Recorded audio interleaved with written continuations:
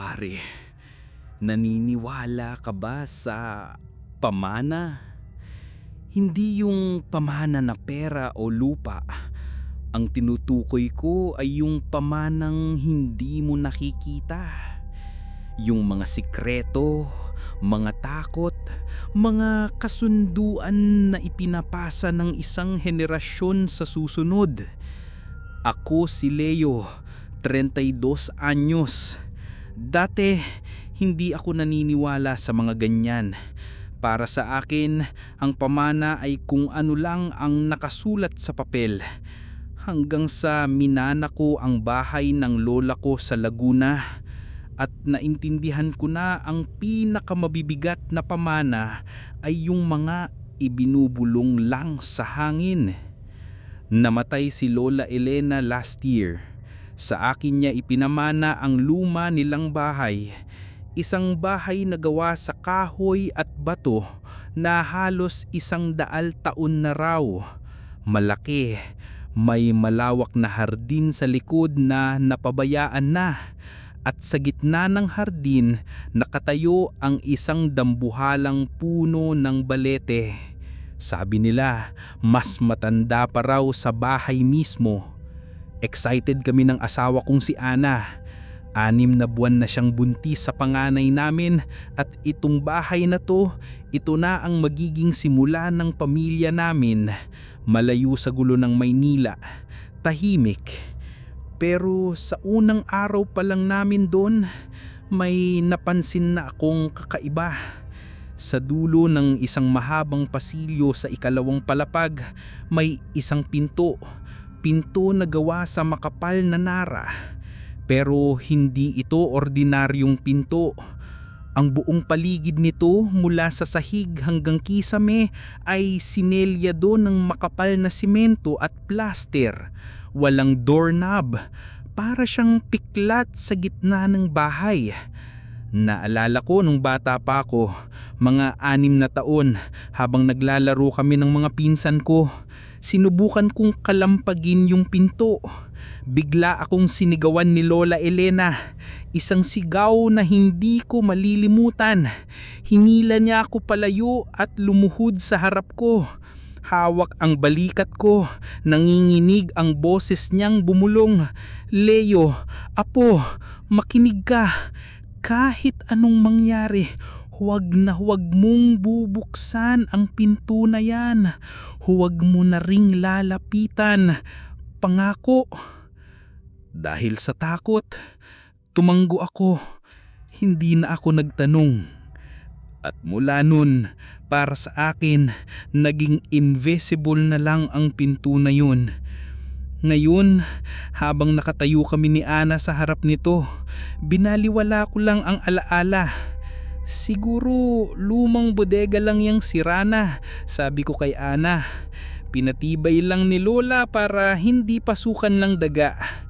Pero si Ana, na mas sensitibo sa mga pakiramdam, hinawakan niya ang braso ko. Leo, ang lamig dito, sabi niya. Bakit parang ang bigat ng hangin sa tapat ng pinto na to? Hindi ko siya sinagot dahil sa totoo lang, ako man ramdam ko rin. Lumipas ang 1 linggo, sinimulan na naming ayusin ang bahay. Nagpintura, naglinis, inayos sa mahardin. Masaya kami. Ang sarap sa pakiramdam na magkaroon ng sarili mong lugar. Si Ana, kahit buntis, abala sa pagdidesign ng magiging kwarto ng baby namin. Ako naman, inaayos ko ang mga sirang bintana at tubo. Normal na buhay mag-asawa. Pero sa gabi, kapag tahimik na ang lahat, nagsisimula siya. Isang mahinang tunog. Tap, tap, tap. Galing sa direksyon ng selyadong pinto. Nung una, hindi ko pinansin. Pusa lang yan sa bubong, sabi ko kay Ana. O di kaya ay lumang tubo lang yan, lumalamig. Laging may rason, laging may lohikal na paliwanag. Pero gabi-gabi, naroon siya. Laging parehong oras. Pagpatak ng 10:00 ng gabi, tap, tap, tap. Hindi siya tunog ng hayop. Masyadong mabagal. Masyadong may ritmo. Parang may kumakatok. Pero hindi sa pinto. Parang sa loob mismo ng pader. Isang araw, habang nagkakape ako sa biranda, narinig ko ang 2 kapitbahay na matanda na nag-uusap sa kabilang bakod. Pinag-uusapan nila si Lola Elena. Naaawa talaga ako kay Elena. Sabi ng isa, mula nung mamatay ang asawa niya, parang laging may kausap sa hardin. Nakikita ko siya minsan, nakaupo sa tabi ng balete, bumubulong na parang may katabi. Ganyan talaga, sagot ng isa. Ang mga puno, lalo na yung balete na yan, may mga bantay. Baka sila ang kinakausap niya para hindi siya guluhin. Hindi ako naniniwala sa mga ganyan, pero hindi maalis sa isip ko ang sinabi nila. Laging may kausap, bumubulong. Kinagabihan, mas pinakinggan kong mabuti yung tunog. Lumapit ako sa selyadong pinto, dinikit ko ang tenga ko sa malamig na simento. Mas malinaw ko siyang naririnig. Tap, tap, tap. At sa pagitan ng bawat katok, may isa pang tunog. Isang tunog na parang mga kuko na kumakaluskos. Mahina lang, pero sapat na para manindig ang balahibo ko. May kung ano sa loob ng kwartong yun. At kahit ano pa yun, alam niyang nandito na kami. At ngayon, sinusubukan niyang makipag-usap. Pagkatapos ng 1 buwan, hindi na ako mapakali sa gulo ng hardin. Ang mga ugat ng dambuhalang balete ay kumalat na sa lahat ng dako. Ang ilan gumagapang nasa pundasyon ng bahay malapit sa pader ng kusina. Mukhang marumi, mukhang delikado. Kailangan kong putulin tong mga ugat na to, sabi ko kay Ana isang Sabado ng umaga. Baka masira pa yung pader. Sigurado ka? Tanong ni Ana na may pag-aalala sa boses. Sabi ng mga matatanda, masama raw magputol ng balete. Hindi ko naman pinuputol yung puno, Ana. Yung mga ugat lang napakalat-kalat. Kumuha ako ng itak sa lumang bodega. Matagal nang hindi nagagamit pero matalas pa rin. Habang naglalakad ako papunta sa puno, may bigla akong naalala. Isang esena mula sa pagkabata ko. Si Lola Elena, tuwing lalabas ng bahay at mapapadaan sa tabi ng balete, laging bahagyang yumuyuko at bumubulong. Tabi-tabi po, sabi niya. Parang dasal, parang paghingi ng pahintulot. Pinagtawanan ko ang alaala. Ako? Magsasabi ng tabi-tabi po sa isang puno? Nagtapos ako ng engineering sa Maynila. Hindi ako naniniwalo sa mga engkanto at lamang lupa. Buong lakas kong pinagtataga ang mga ugat. Ang iba, sanlaki ng braso ko. Ang katas na lumalabas sa kanila ay maputi, parang gatas o dugo. Pawis na pawis ako pero hindi ako tumigil hanggat hindi malinis ang paligid ng pundasyon. Pagkatapos, ipinagmalaki ko pa kay Ana ang trabaho ko. Ayan, sabi ko, mas malinis, mas ligtas. Kinagabihan, hindi na lang tap, tap, tap ang narinig namin.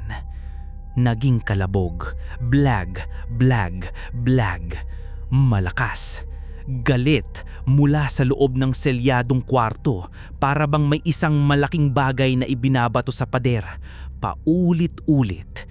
Yunakap ako ni Ana sa takot, kahit ako na nagkukunwaring matapang ay hindi mapakali. Pero hindi lang yun, nagsimula nang may mawala.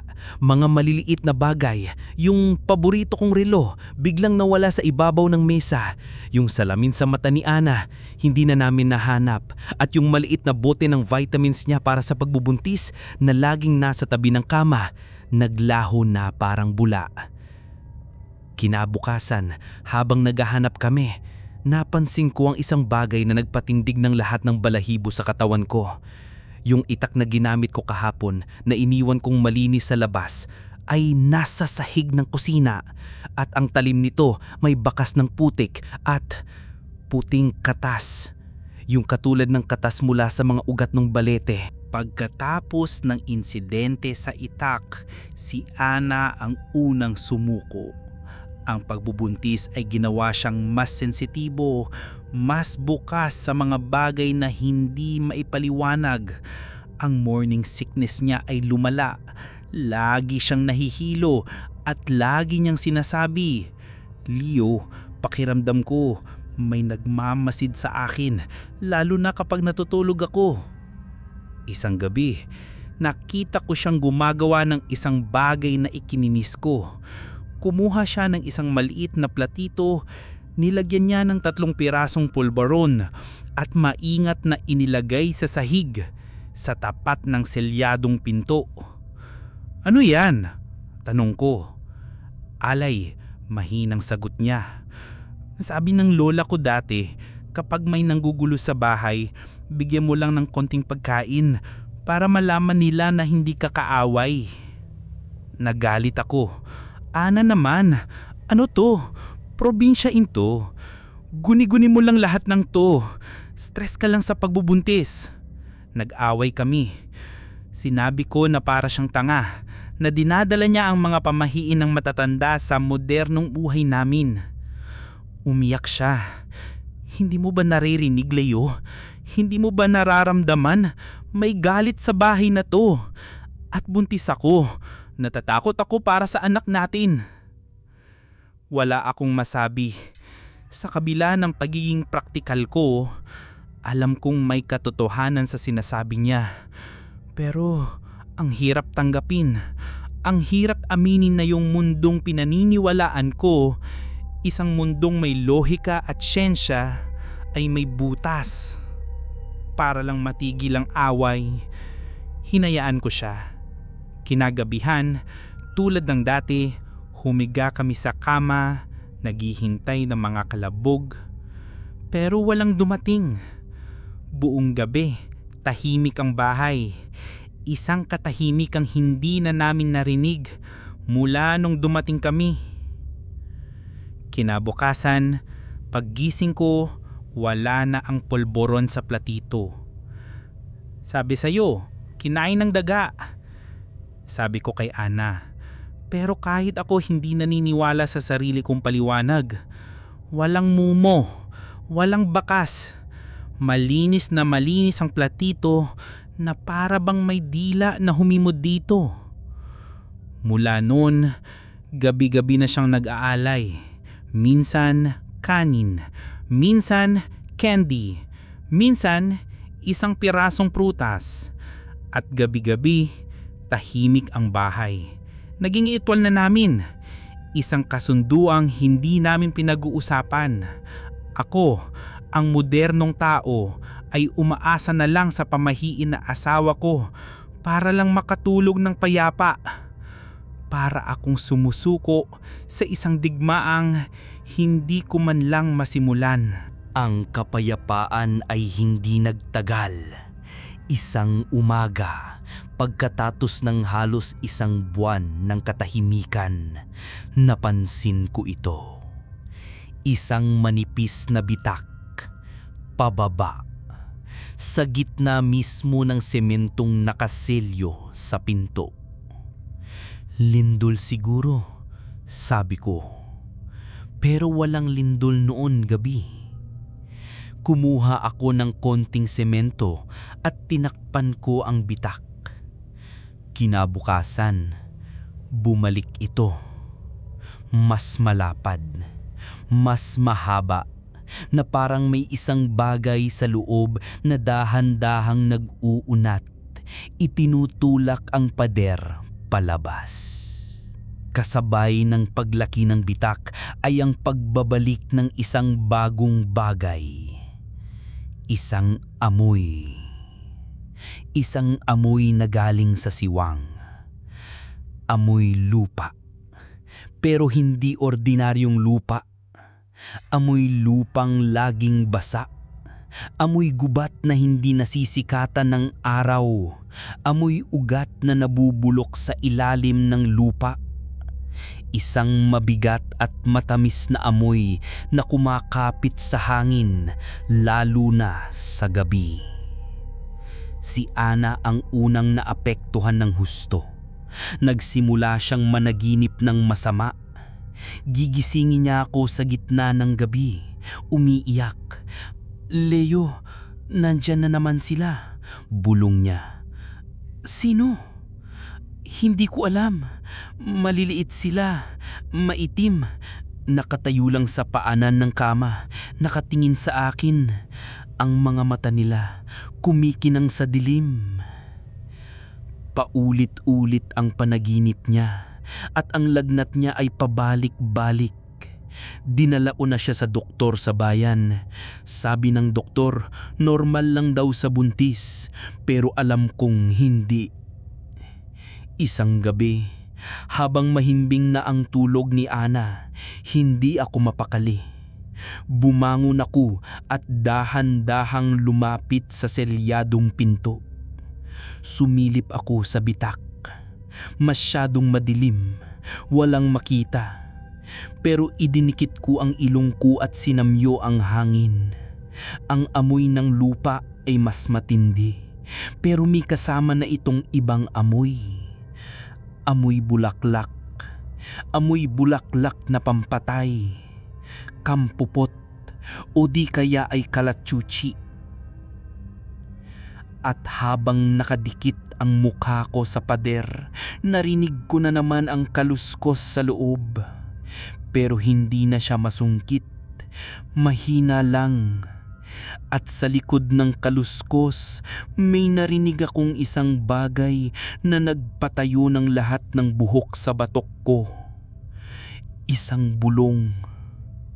Isang boses na matatanda na parang tunog ng mga tuyong dahon. Hindi ko maintindihan ang mga salita, pero naintindihan ko ang tono. Parang uyayi, parang may isang bagay sa loob ng kwarto na inaantok. O baka naman may pinapatulog. Hindi na ako mapakali. Kailangan kong malaman kung ano ang nasa loob niyang kwartong yun. Ang mga kwento, ang mga tunog, ang amoy, lahat sila parang mga piraso ng isang puzzle na hindi ko mabuo. Naisip ko, baka may naiwang bakas si Lola. Isang sulat, isang tala. Umakyat ako sa attic. Isang lugar na mainit, maalikabok at puno ng mga gamit na kinain na ng panahon. Mga lumang silya, aparador at mga kahon na puno ng kung ano-ano. Sa isang sulok, nakita ko ang isang baul na baul pa ni Lolo. Binuksan ko. Puno ito ng mga lumang litrato. Umupo ako sa sahig at sinimulang tingnan ang mga ito. Mga litrato ni na Lolo at Lola noong mga bata pa sila. Mga litrato ng mga magulang ko, mga tito at tita. At sa ilalim ng lahat, nakita ko ang isang album na may markang Ang Ating Tahanan. Nandoon lahat, mula sa pagbili ng lupa hanggang sa pagtayo ng bahay. At habang binubuklat ko ang mga pahina, nanlaki ang mga mata ko. May isang litrato ng bahay habang ginagawa pa lang. Wala pang bubong, kalansay pa lang, pero kitang-kita sa litrato ang balete. At ang bahay itinayo sa tabi nito. Pero may isang detalye na nagpatigil ng paghinga ko. Yung lugar kung nasaan ang selyadong kwarto ngayon, sa litrato, hindi siya kwarto. Isa siyang bukas na espasyo, isang uri ng balkonahe o beranda na nakakabit sa master's bedroom sa itaas. Pero ang sahig at pader nito ay itinayo sa paligid ng puno. Ang isang bahagi ng dambuhalang katawan ng baleke ay nasa loob mismo ng bahay. Ang beranda ay itinayo para yakapin ng puno. Sa mga sumunod na litrato, nakita kong tapos na ang bahay. At ang beranda, bukas pa rin. May upuan pa nga doon si Lola. Nakangiti at ang likod niya ay ang katawan mismo ng balete. Pero sa pinakahuling litrato sa album, isang litratong kuha mga 10 taon pagkatapos, iba na. Ang bukas na beranda, sinara na. May pinto na. At sa caption na sulat kamay ni Lola sa ilalim, para sa kapayapaan, kailangan niyang mapag-isa. Noon ko naintindihan, hindi nila sinilyo ang isang kwarto. Sinilyo nila ang isang puno. Oh, mas tamang sabihin, sinilyo nila ang kung anuman ang nakatira sa punong yun. Ang lola, sa hindi malamang dahilan, ay ikinulong ang isang bagay na dati niyang kasama at kausap. At kami, sa aming pagdating at kamangmangan, ay ginising ito. Lalong lumala ang lagnat ni Ana. Dinala ko na siya sa pinakamagaling na espesyalista sa siyudad. 1 linggo siyang na-confine, pero lahat ng tests, normal ang resulta. Walang impeksyon, walang virus. Baka stress lang, Mr. Reyes, sabi ng doktor. Pauwiin nyo na, ipahingan nyo lang. Pero pag uwi namin, mas lumala pa. Nagsimula na siyang magsalita ng kung ano-ano. Minsan, sa gitna ng gabi, uupo siya sa kama, titingin sa isang sulok ng kwarto at makikipag-usap sa isang taong ako lang ang hindi nakakakita. Sa sobrang desperasyon, ginawa ko ang isang bagay na hinding-hindi ko inaakalang gagawin ko. Tinawagan ko yung kapitbahay naming matanda, yung nagkwento tungkol kay Lola, at humingi ako ng tulong. Ibinigay niya ang numero ng isang kilalang albularyo sa kabilang bayan. Dumating si Mang Celso kinahapunan, isang matandang lalaki na payat pero mukhang malakas. May dala siyang isang maliit na bayong, pero pagbaba niya sa tricycle, tumayo lang siya sa tapat ng gate namin. Hindi siya pumasok. Tinitignan niya ang bahay namin, hindi ang pinto o ang mga bintana. Ang mga mata niya nakapako sa itaas, sa bubong, sa dambuhalang puno ng balete na sumasayaw sa hangin. Tumingin siya ng matagal, na parang may binabasa sa mga dahon nito. Pagkatapos, umiling siya. Hindi ako pwedeng pumasok dyan, iho, sabi niya sa akin habang nakatayo pa rin ako sa loob ng gate. Bakit po, Mang Celso? Tulungan niyo po ang asawa ko. Muli siyang umiling. Itinuro niya ang puno. Ang bahay na yan, hindi para sa inyo. Hindi para sa mga tao. Nakikiupa lang kayo. Ang tunay na may-ari, matagal nang naninirahan dyan at nagambala ninyo siya. Ano po ang ibig niyong sabihin? Pinutulin mo ang mga ugat niya, sabi ni Mang Celso at nanlaki ang mga mata ko. Paano niya nalaman ang mga ugat, ang kanyang mga kamay at paa sa lupa? Sinaktan mo siya at ngayon naniningil siya. Ang asawa mo malapit sa kanya.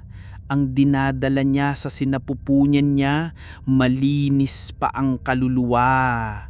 Gusto niyang kunin.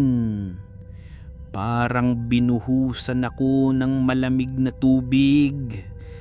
Ano po ang gagawin namin? Humingi kayo ng tawad. Ibalik niyo ang kinuha ninyo sa kanya. Buksan niyo ang pinto. Ang apoy ay hindi tinatakpan ng kumot, iho. Lalawang lalaki ang sunog. Umalis si Mang Celso na hindi man lang tumuntong sa aming bakuran. Naiwan akong nakatayo doon, nanginginig habang naririnig ko ang mahinang pag-ubo ni Ana mula sa loob ng bahay. Ang babala naging isang hatol. Kami ang sakit at ang tanging lunas ay ang gawin ang isang bagay na ipinangako kong hinding-hindi ko gagawin. Pagkatapos ng pag-uusapan namin ni Mang Celso, ang katahimikan sa bahay ay nawala. Ang dating mahinang katok ay naging isang galit na kalampag. At pagkatapos, naging kalmot. Gabi-gabi, naririnig namin tunog ng matutulis na kuko na kumakaskas sa kahoy ng pinto sa likod ng semento. Minsan mabagal, minsan mabilis at galit na galit. Para siyang isang hayop na gustong makawala sa kulungan. Isang hayop na gutom na gutom. Natutulog kami ni Ana sa sala. Hindi na kami umaakyat sa taas. Masyado nang nakakatakot. Pero kahit sa baba, naririnig namin. Ang tunog ay gumagapang sa mga pader, sa sahig, sa kisame. Ang buong bahay ay naging isang malaking instrumentong tumutugtog ng kanta ng kanyang galit. Isang umaga, paggising namin, nakita namin ang mga unang marka. Sa pader ng sala, may 3 mahahabang kalmot. Malalim, na para bang isang kamay na may 3 daliri lang ang gumawa. Kinabukasan, may mga kalmot na sa lamesa sa kusina. Sa susunod na araw, sa salamin sa banyo. Ang bahay namin ay unti-unting nilalatayan. At kami, wala kaming magawa kundi panoorin. Ang pinakamasaklap ay nung isang hapon, pumasok ako sa kwartong inihahanda namin para sa baby. Ang kula na binili namin, ang mga damit na nilabhan ni Ana, ang mga laruan. At sa pader, sa ibabaw mismo ng kuna, may mga bagong kalmot. Mas malalim, mas marami. Galit na galit. Noon ako napaluhod. Umiyak ako. Hindi dahil sa takot, dahil sa pagkatalo.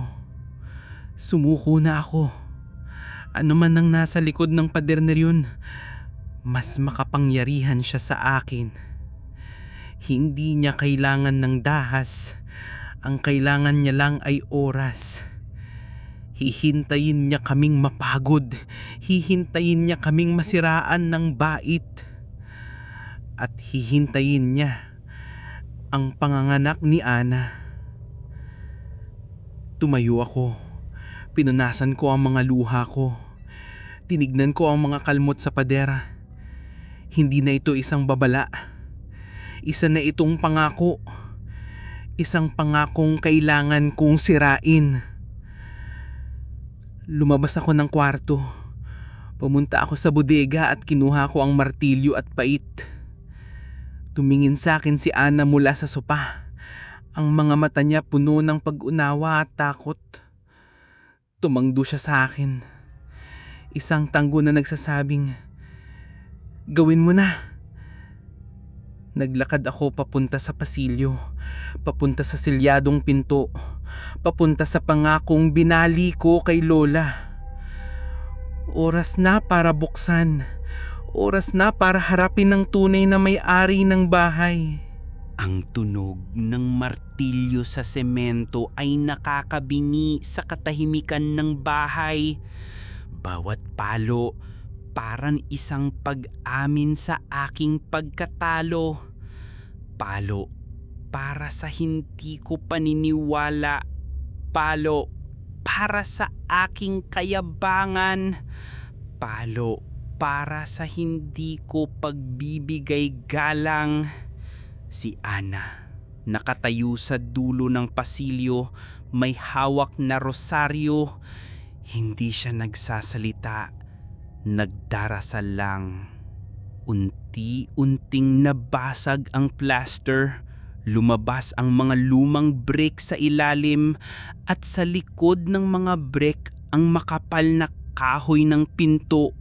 Ang kalmot at pagkalabog mula sa loob ay tumigil na para bang ang nasa loob ay nagulat din. Nakikinig, naghihintay. Ginamit ko ang crowbar. Ipinasok ko sa siwang sa pagitan ng pinto at ng hamba. Buong lakas kong itinulak. Umungol ang lumang kahoy. Ang tunog na iyon mas nakakatakot kesa sa mga kalmot.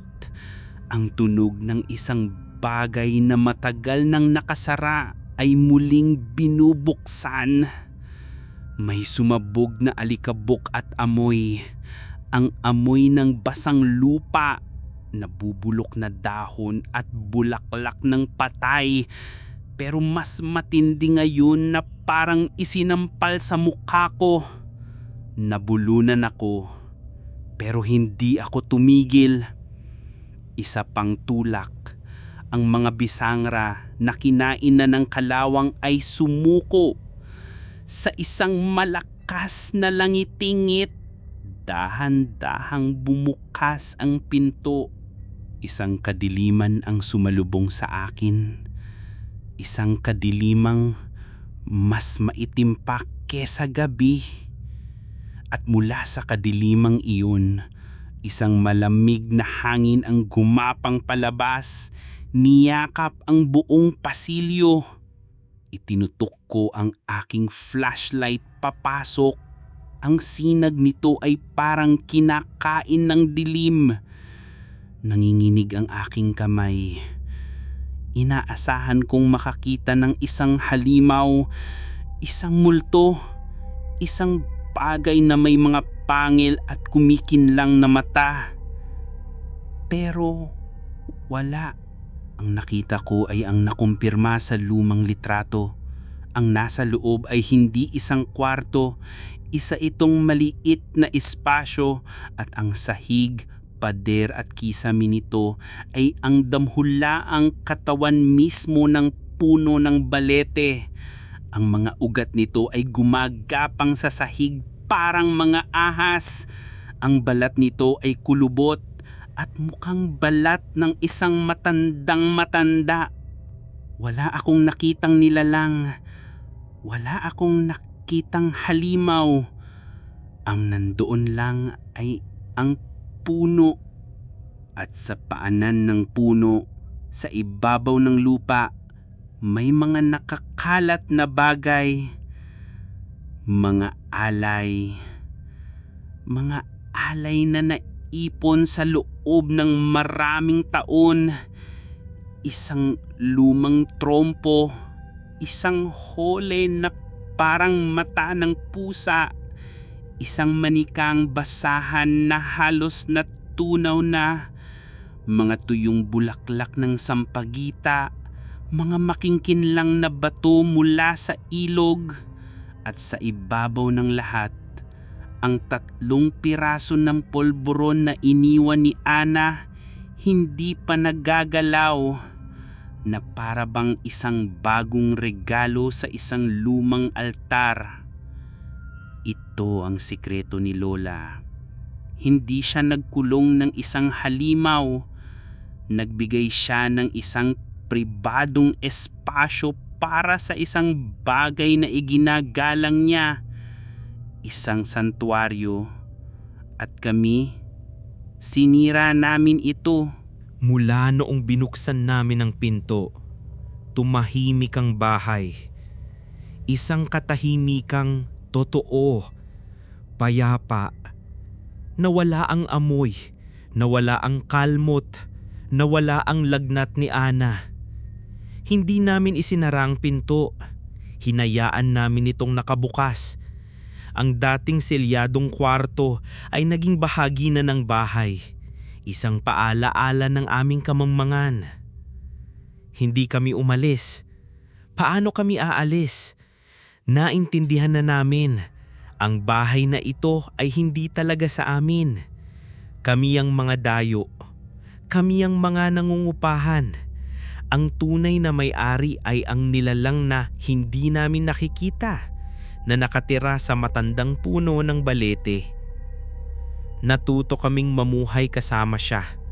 Natuto kaming magbigay galang. Tuwing umaga, bago kami magkape, si Ana ay naglalagay ng isang maliit na alay sa paanan ng puno sa loob ng kwarto.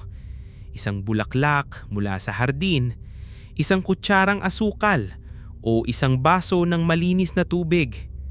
Tuwing lalabas kami ng bahay, sabay kaming bumubulong. Tabi-tabi po. Naging bahagi na ito ng aming buhay, kasing normal ng pagsisipilyo o pagkain. Isinilang ni Ana ang aming anak, isang malusog na babae. Pinangalanan namin siyang Elena, sunod kay Lola. Ang bahay ay hindi na nakakatakot, pero hindi rin siya ordinaryo. May mga gabi na kapag sumisilip kami sa bintana, may nakikita kaming mga anino sa hardin. Maliliit na anino, hindi mas matangkad sa isang paslit, na naglalaro sa paligid ng puno ng balete. Ang kanilang mga mata ay kumikinang sa dilim, parang mga alitap-tap. Hindi sila nananakot, nagmamasid lang, na para bang tinitiyak nilang inaalagaan naming ng mabuti ang kanilang tahanan. Isang hapon, ilang taon pagkatapos, nakita ko si Elena na ngayon ay 4 na taon na pumunta sa kwarto ng puno. May hawak siyang isang pirasong candy. Maingat niyang inilagay ito sa paanan ng puno sa tabi ng mga lumang alay ni Lola. Pagkatapos, tumingala siya sa akin at ngumiti. Hindi ko siya tinuruan, hindi nagturo sa kanya. Pero alam niya. Doon ko naintindihan ang tunay na pamana. Hindi ito ang bahay o ang lupa. Ito ang kasunduan, ang responsibilidad. Kami ang mga bagong tagapag-alaga. Hindi kami nakaligtas at hindi rin kami natalo. Nagbago kami. Natuto kaming maging mabuting bisita. Dahil sa mundong ito, lalo na sa mga lumang lugar, minsan kailangan mong tandaan na baka hindi ikaw ang unang dumating at ang mga hindi mo inanyayahan ay baka mas may karapatan pa sa'yo.